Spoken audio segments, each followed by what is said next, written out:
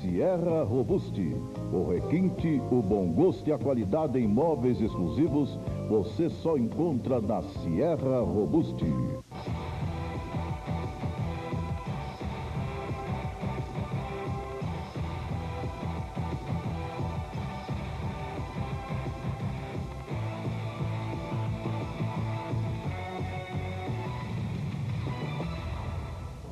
Boa noite, bem-vindos ao Conjuntura Regional. Boa noite, Maurício. Boa noite, Maria Rita, tudo bem? Tudo bem? Hoje estamos... semana? Eu prefiro falar do nosso convidado. Ele é um patrimônio do Brasil, realmente. Ou o gênio. Nacional. É, um patrimônio nacional. Ou maestro. É, maestro. Pouca gente sabe que ele é maestro, né? Mas nós estamos falando do Juca Chaves. Instantes.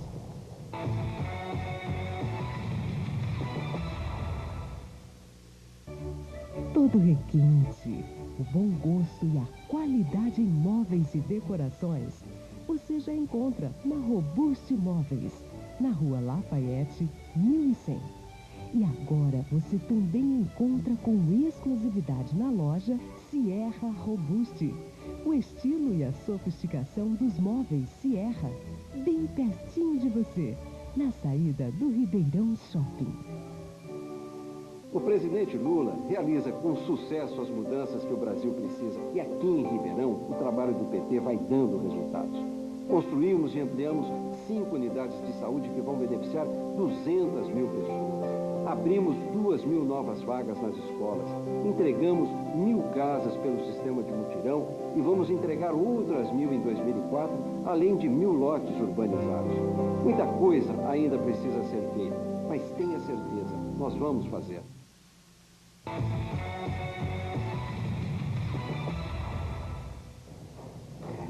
Juca Bom de Câmara, você é maestro. Você poderia falar um pouquinho sobre isso? Eu fui educado para ser regente. Eu estudei música desde garotinho, tive sorte de ter os grandes mestres com Guerra Peixe, do Eleazar de Carvalho, do Federowski.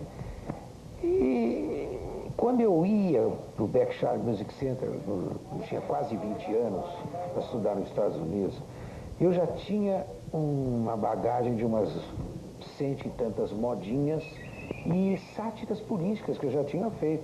Comecei a fazer com 16 anos.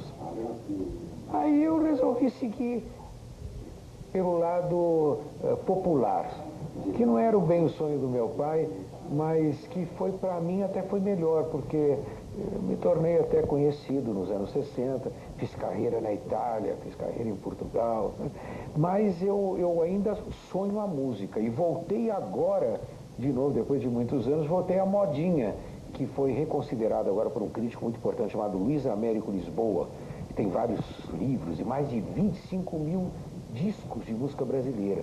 Ele tem a convicção que a modinha é a mais brasileira das músicas brasileiras. Trazidas pelos portugueses, chamava-se moda. Desenvolveu-se na Bahia, como tudo se desenvolve no Brasil, e aí virou modinha. E tivemos os grandes poetas, Castro Alves, Bilac, todos faziam modinha, até Pixinguinha. Aí com a morte de Pixinguinha, foi terminando, um ou outro fizeram modinha, ficou o Juquinha fazendo modinhas ainda. Isso ainda como Jurandir? O Jurandir começou, não, eu já como Juca, eu comecei... Até para o telespectador entender, porque hoje muita gente não sabe que o seu nome é Jurandir. Com perdão da má palavra, Jurandir, que quer dizer o que veio trazido pela luz do céu. Quer dizer, eu vim pelo céu e espero não ir para lá. Por quê? Porque o céu, primeiro, todos vão. Lugar onde todos vão nunca é bom. Segundo, porque se vai muito barato. Estão vendendo hoje em dia indulgências para você ir para o céu por 20, 30, 40 reais. É um lugar de 30 reais. Hoje só vai bom mesmo, só tem meu show. Depois, eu acho que deve ter um lugar melhor feito para os menestréis, que são lugares mágicos, onde as moças não são mais virgens, onde a música não é tão bitolada, onde as pessoas lá não vão, por exemplo, os gerentes de marketing, alguns advogados, alguns políticos, sabe? Eu acho que deve ser um lugar melhor. Você sabe que você me trouxe uma recordação muito interessante. Você falou uma coisa agora que é mais ou menos do nosso tempo. Acho que a gente é contemporâneo, mas apesar de você parecer muito mais velho que eu, mas acho que a gente é contemporâneo. Mas eu sou mais velho. Eu estou com 65. Um pouquinho mais velho. Mas é bom, quanto mais velho eu ficar, virgem, melhor. Eu quero ficar velho. Virgem é coisa dos nossos tempos. Você entendeu? É coisa que quando eu falava virgem, o susto era grande. Tanto que proibiram 2 ou 3 músicas minhas nos anos 60, que era uma palavra que chocava. Interessante isso, né? Você teve problema com a censura em algum momento? Se eu tive problema, tem uma estátua na censura, são 78 músicas. Acho que ninguém teve 78 músicas proibidas pela censura. 78, e inclusive registradas, tal, de proibições mesmo, não era que passou pela censura. Passaram todas. Muitas proibiam, outras não. Tem uma até que eu canto no espetáculo, chama-se Rimas Sádicas, que eu canto para Yarinha, né? Foi uma música que eu fiz em 1974, quando eu conheci ela, e ela fala na palavra tesão, que eu fui o primeiro a colocar na música popular brasileira. E o censor da época, que era uma topeira, ele escreveu textualmente no processo que a mulher brasileira não estava preparada para ouvir e sentir o problema. Eu peguei um grupo de mulheres bem revoltadas, aquelas primeiras feministas da época, e caímos em pau no censor. É gozado. E a censura tinha... Porque a censura teve várias fases no país. A mais branda, para mim, foi a militar. A anterior era uma censura sexual, foi no tempo de Juscelino. Depois veio a militar, que você driblava o censor, que geralmente era da polícia militar, e você driblava bem, os inteligentes driblavam. Depois veio uma censura econômica, quando começou a nova república, e a censura econômica me botaram até para fora da TV Bandeirante na época, porque eu fui falar da caderneta de poupança, que é um péssimo negócio para o povo e um bom negócio para o governo.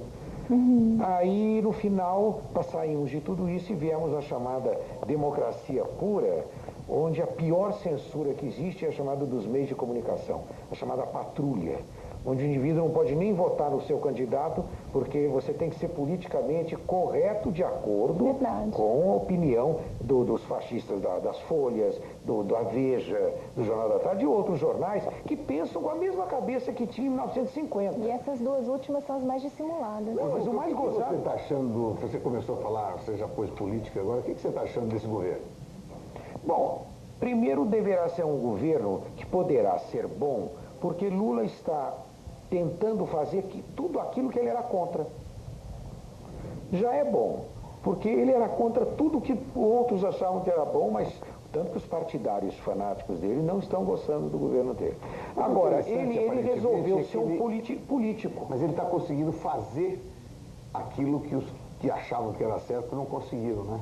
Interessante. Pois é, ele está se tornando um populista, tem uma afinidade com o povo, talvez aquela coisa que o povo gosta, principalmente o brasileiro, da humildade, do homem que nasceu pobre e se tornou poderoso. Agora, vamos ver se depois de poderoso... É uma linguagem muito do povo, é uma linguagem nossa. É uma linguagem popular, uma linguagem boa. Exatamente. E ele é muito esperto, ele foi um sindicalista a vida toda. Ele é muito inteligente. Todo sindicalista, mais ou menos, tem o mesmo padrão de governo, como tinha o Lech Walesa e outros sindicalistas mundiais, que partiam. Só que ele se livrou daquele dogma do chamado comunismo, que o indivíduo tinha que partir para a chamada esquerda comunista, que isso desmoronou no mundo. E muitos que acreditavam no sistema ficaram tristes. Jorge Amado morreu de tristeza. Mas muitos tiveram esse problema. Eu vejo uma característica no Lula que eu acho que nos faltava. Aqui dentro ele pode ser humilde, mas lá fora ele tem uma arrogância que nos faltava. Do Lula. Mas eu acho bom, porque o brasileiro sempre foi humilde, talvez pelo processo cultural, diante do mundo. Uma vez, quando chegou a mãe do presidente Bush no Brasil, faltava só alguém de coragem para dizer: a senhora foi bem tratada no Brasil? Muito, ela veio dirá. Por que então não tratam bem os brasileiros quando vão para lá, que nós sustentamos 6% de uma cidade como Miami? Mas, no entanto, o brasileiro chega lá, ele é despido, colocado nu, fica peladão e tem que passar por todas as humilhações porque eles acham que nós somos terroristas, quando o grande terrorista do mundo é o americano. Sem dúvida. Quem inventou o terrorismo no mundo foi o americano, porque o Baden-Meinhof era subvencionado, inclusive, por dinheiro americano. Então é muito gozado. O Iraque, né? Tudo que fizeram. O problema é que os Estados Unidos é um país poderosíssimo, que tem uma política interna maravilhosa e uma péssima política externa. Eu nunca esperei que fosse fazer uma entrevista com você, um programa tão sério como nós estamos fazendo. Mas não é né? sério, não. E por quem sonha Ana Maria? Olha, Ana Maria, já nessa altura, já não sei nem se ela sonha. Que ano que essa música foi parada de sucesso? Por quem sonha Ana Maria quando eu tinha 15 anos. 15 anos compôs essa música? Ela foi sucesso, Ficou um ano e pouco de sucesso. Um ano e pouco no Por quem sonha Ana Maria, que até hoje muita gente não sabe como é que chama. Com quem sonha, por quem berra, com quem dorme, com quem vai. Por quem sonha, que era uma música bem modinha. Modinha de caráter tipo Francisco Braga, uma música brasileira. Mas foi a primeira musa. Essa foi a primeira música. Mas você E eu era comunista naquele tempo. Você vê que já foi o tempo. Eu era comunista porque eu não tinha nada e queria comunista dividir com os outros. Não, era vermelho. É verdade. Mas aí um dia eu comprei um jogo. O Jô Soares me perguntou um dia, você não foi do partido? Eu falei, fui. E por que você deixou de ser? Eu falei, porque eu tinha um carro russo chamado Volga. Eu e o Zé Vasconcelos. Que a gente achava bacana ter o carro russo. Um dia eu vendi o carro russo por acho que 30 cruzeiros na época, era uma porcaria, e comprei um carro inglês, que era capitalista. Olha, bem melhor. Eu tenho Jaguar até hoje. Zé Vasconcelos. Ele é uma figura maravilhosa. Você tem contato com ele ainda? De vez em quando a gente se encontra, conta piada. Mas ele está afastado? Não muito. É que o brasileiro, como ele não lê, ele vê um livro, vê televisão, se tiver legenda, ele já não sabe. Sabe que o jovem brasileiro não sabe ler. Então o que acontece? Acham que quem não está na televisão morreu. Um dia uma senhora chegou para mim e falou, Juca Chaves, você morreu? Eu falei, deixa eu ler o jornal amanhã para saber. Ela achava que eu tinha morrido porque eu não tinha. Não, mas você ficou um tempo afastado um pouco, né? Não, eu continuo da televisão, mas eu continuo fazendo teatro. Eu rodo o Brasil todo. Não, mesmo do teatro, você não ficou um tempo que você deu uma coisa, eu fiquei na Bahia, houve um período que eu fiquei uns 2 anos. Você se apaixonou pela Yara, não foi? Não, mas ali eu estava trabalhando muito. Isso faz exatamente 29 anos. Hoje... Você continua apaixonado? Continuo. Coisa bonita, Nós estamos muito bem. Hoje ela me ligou hoje à noite, falei com as minhas duas filhas. Por que ela não veio com você aqui? Porque ela voltou para a Bahia agora há 2 semanas, porque tem que ficar com as crianças, tem os colégios. Mas que idade tem os seus filhos? 5 e 3, são 2 meninas que eu adotei. Duas negrinhas. Nós temos que chamar um intervalo, mas quando nós voltarmos, eu até gostaria de falar dessa complementação da sua família, que você tem muito orgulho, né, das suas filhinhas. Melhorei a raça. Que bonito, que bonito. Voltamos já.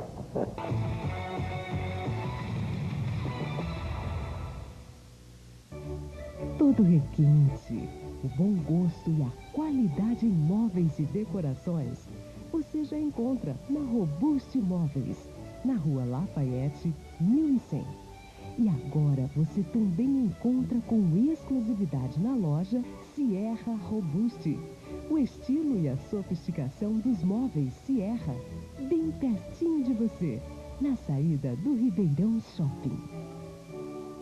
O presidente Lula realiza com sucesso as mudanças que o Brasil precisa. E aqui em Ribeirão, o trabalho do PT vai dando resultados. Construímos e ampliamos 5 unidades de saúde que vão beneficiar 200 mil pessoas. Abrimos 2.000 novas vagas nas escolas. Entregamos 1.000 casas pelo sistema de mutirão e vamos entregar outras 1.000 em 2004, além de 1.000 lotes urbanizados. Muita coisa ainda precisa ser feita, mas tenha certeza, nós vamos fazer.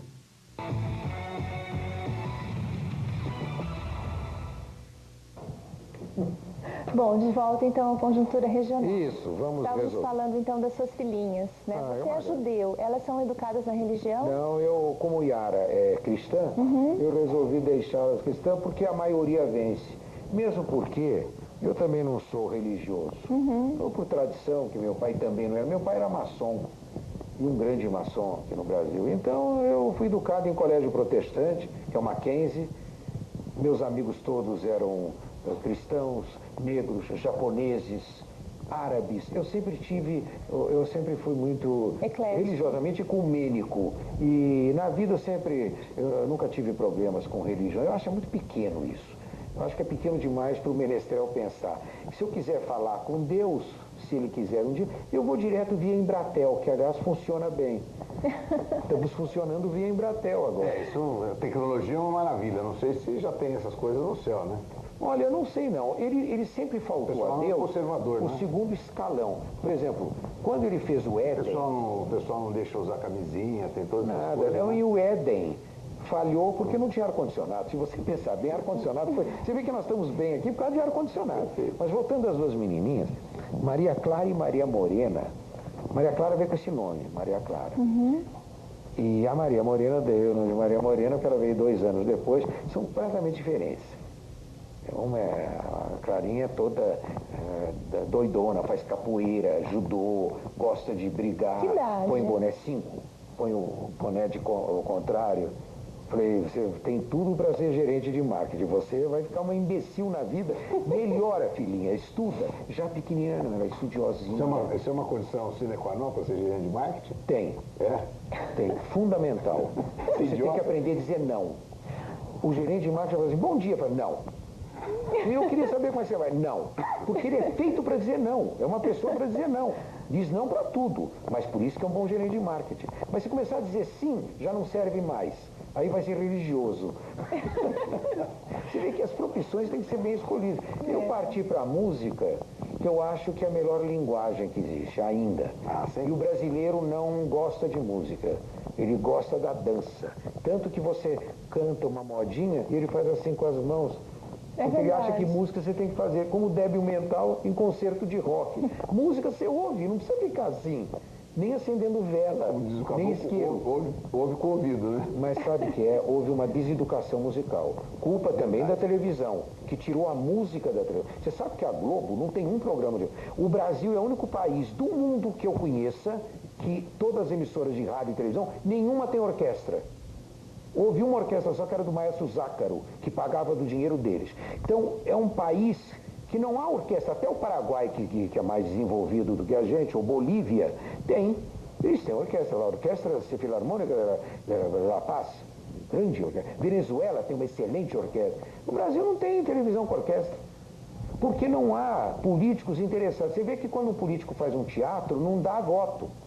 Eu conheço 2 políticos que lutaram pela arte. Um é o governador Luiz Henrique, que é o governador de Santa Catarina. Fez o Bolshoi para as crianças pobres.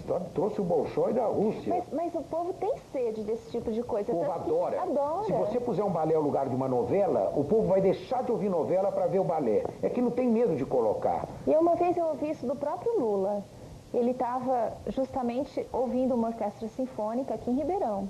E ele disse, sabe por que eu não gostava de música clássica antes de ir para Viena? Porque eu não conhecia. Mas é isso mesmo. As pessoas quando não conhecem... Eu sei de uma história que aconteceu com o Lula, e eu contei até no espetáculo que eu fiz aqui, que ele estava assistindo um balé com o ministro da Justiça, e durante o balé, o ministro da Justiça falou, presidente, eu dormi durante o balé, será que a plateia percebeu? O presidente falou, a plateia não sei, mas o palco sim, porque todos estão andando na ponta dos pés. É maravilhoso. Você sabe que ele veio aqui, o Lula, e nós fizemos uma apresentação da Sinfônica de Ribeirão Preto para ele. E ele teve uma reação extremamente positiva, foi lá, foi cumprimentar os músicos, fez uma arrecadação de recursos, né, na hora ali. Ele ainda brincou, falou como é que os músicos da Terra do Palocci podem estar passando dificuldades. Tá? Ele foi extremamente generoso na visita que ele fez em abril. Mas ele tem essa chamada sensibilidade inicial, que é o que faz amanhã um político se tornar importante. Porque não é construindo estádio de futebol. A coisa pode ser feita na parte cultural também. E a cultura é muito importante.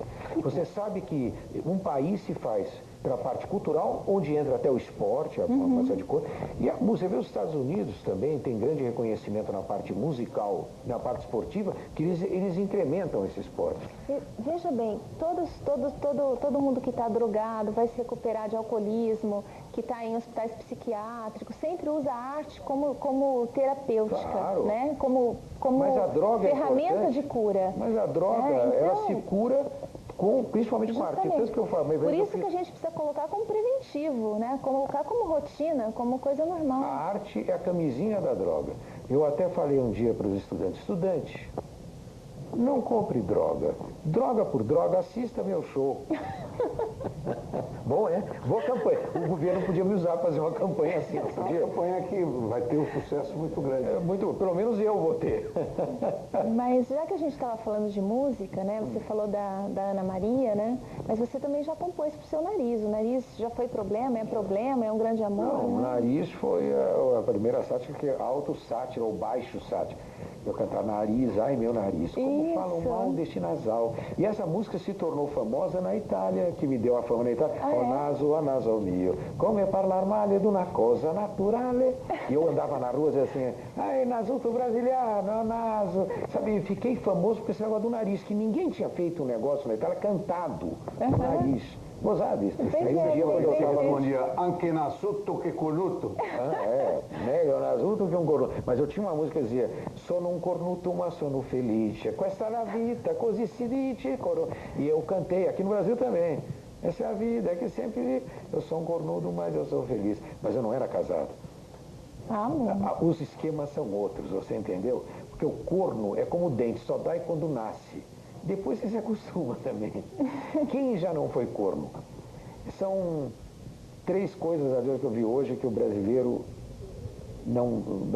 faz. Terá que fazer sempre. Primeiro, o que todo homem faz isso. Primeiro, nascer, depois morrer e depois não votar no PT. Você sabe que eu vou até reagir aqui um pouco, porque eu tenho um telespectador que está lá falando assim, pô, se você não falar que tem gente que nunca foi cornudo, eu vou ficar muito bravo com você. Então eu estou só para o telespectador tem gente que, lá que eu sei mas tem gente que acha que não foi também, mas não sabe. Mas quem não sabe não é.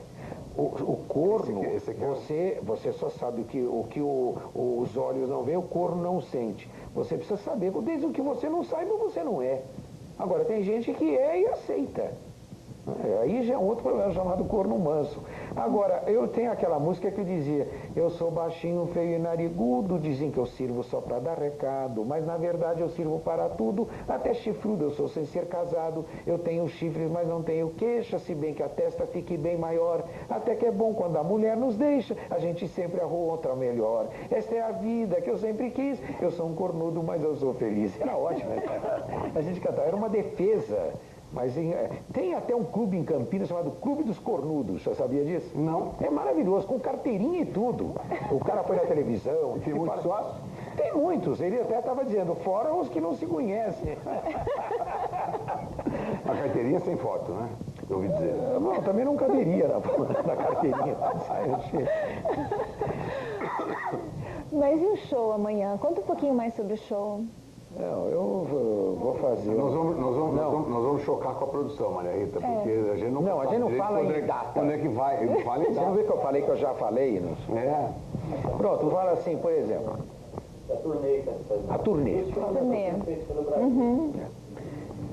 E agora só me resta continuar rodando essa turnê pelo Brasil, que é de Oiapoque a Paris. Eu peguei a nossa Caixa de São Paulo como patrocinadora,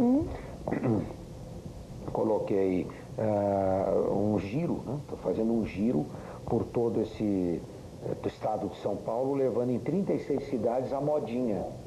É muito interessante e muito bonito. É claro que eu não deixo o meu humor do lado, que é o que todo mundo espera também de mim, mas eu bato mais na modinha de amor, que eu gosto.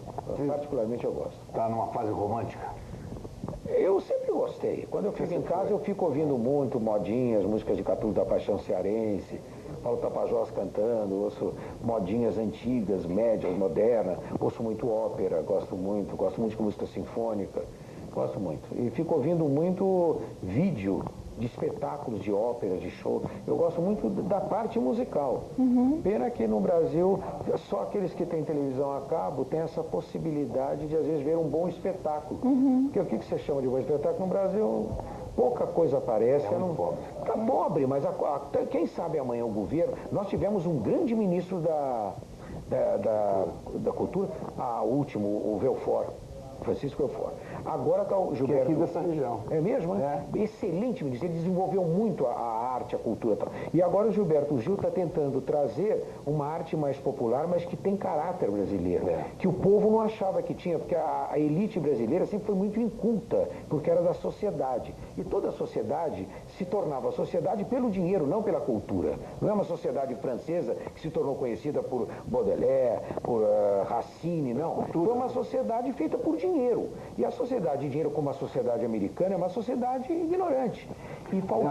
Juca, nós estamos, o ministro, nosso atual ministro, o Gil, o próprio presidente, enfim, hoje existe uma tentativa de voltar de recuperar essa cultura. Um pouco, não só a cultura, como o sentimento de nação, o sentimento... Que é muito importante.